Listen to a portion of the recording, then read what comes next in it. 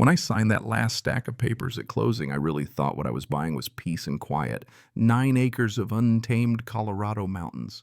Cedar siding on a house that felt like it had roots all the way to the Ice Age. A view over a glacial lake so still you could swear you were the only human for 100 years in any direction. Most important, no HOA.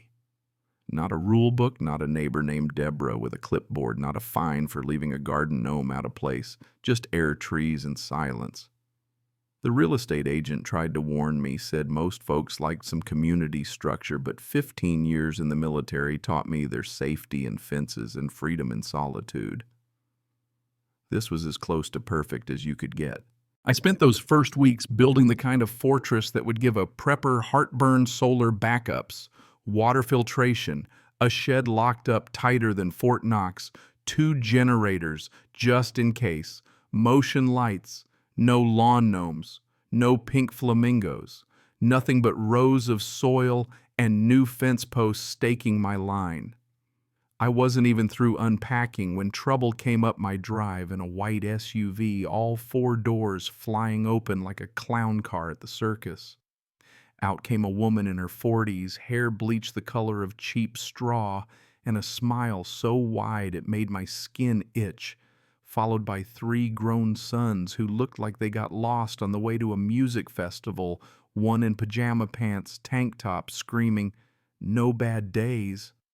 I just thought irony's alive and well. She introduced herself as Karen, yes, really, carrying a foil-wrapped pie like it was some kind of holy offering. "We live just over the ridge," she sang out, not even waiting for me to wave her in. They made it right up to my porch before I had time to decide whether to lock the door or just let Brutus, my dog, make his own introductions. Karen pushed the pie at me like it could ward off bad manners. "Pan family recipe," she grinned. I said thanks mostly out of reflex, but kept my eyes on her boys already scoping the yard like they were planning a heist. She wasted no time, told me straight out she'd been thinking about community living, all this space, all these empty rooms. "You ever consider sharing, Robert?" I had to ask, "Sharing what exactly?" She grinned, like I'd missed the punchline, said, "Maybe just half the house, maybe the back half of the land. Mortgage is hell these days, you know." I set the pie down and stepped back. This isn't a commune, and I didn't buy this place to split it. Her smile froze up like a lake in February, and she got real quiet. "Well, around here, people learn to be part of the neighborhood." She scooped up her boys and left a dust cloud behind. Next morning, my power tools and backup generator were gone. Lock snipped, shed door swinging. I found my stuff 2 days later, tarped behind the Maddox place. I called the sheriff. Karen met us at the door in slippers, claimed she thought it was abandoned. The deputy said it was a civil matter unless I had video. So if I go haul her fridge into my garage, that's just a misunderstanding. He didn't answer, just filled out a report and left. That night I bolted every lock installed, more cameras, sat on the porch with black coffee and Brutus for company. Things got weird fast. Whispered conversations at the gas station. People who wouldn't meet my eyes anymore. Flyers started showing up everywhere, grainy black and white photos of me. Headline, "Do you know who lives next door?" Accusations of suspicious wealth contractor with a past. I almost laughed. Then a letter showed up from the local HOA, one I never joined, politely asking me to clarify my status within the community. I mailed it back. Not a member, not interested. That didn't stop the campaign. Folks stopped talking to me. Spray paint showed up on my trash can. Thief? One morning there was a dead fish on my welcome mat, a glassy-eyed trout laid out like some mafia threat. Then a garbage bag ripped open at the drive, spilling rotten food and old mail. But the one that broke me was Brutus. He came back limping from the brush paw, bleeding, caught in a rusty steel trap someone set by the property line. Vet said he'd make it torn ligaments, but he'd limp forever. I filed another report. Same answer. Without video, there's not much we can do. By then, it was siege-level harassment. I adapted. I bought trail cams, 8 of them weatherproof night vision high def. I called an old buddy, Tanner Reed, from the service. He'd moved into private security and digital forensics. We set up sensors in the trees, cameras along the fence, and off-site data backup.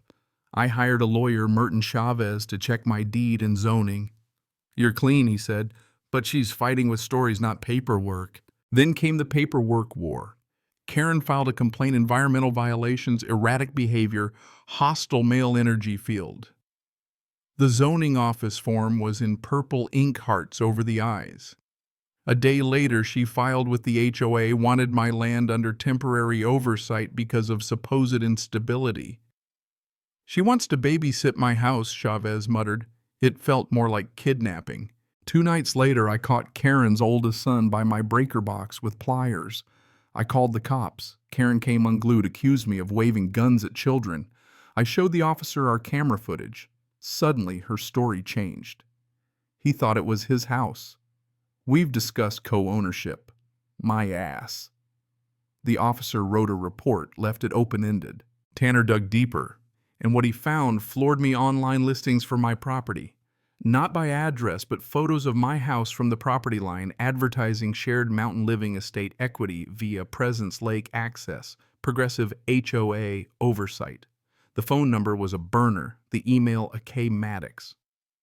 Karen was trying to sell what wasn't hers. She even filed with 2 local council members, pushing to have my land declared unmaintained and seized under a dormant property clause. But I had receipts, footage, timestamps, and the lawyer to back it up. So we went public press packet videos of trespass screenshots of fake listings, her saying at the gas station, "He doesn't need all that space."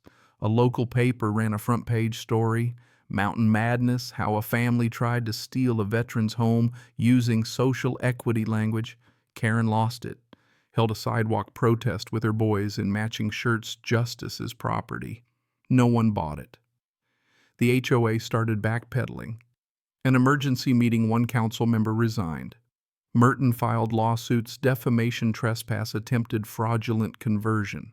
But the biggest break came from neighbors. An anonymous tip. An old couple with a flash drive recording Karen pitching her communal equity plan.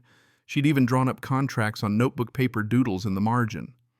Federal investigators got involved after a clerk admitted Karen had bribed him for first pick if my land got subdivided. Suddenly it was a federal case: impersonation of authority, wire fraud, conspiracy.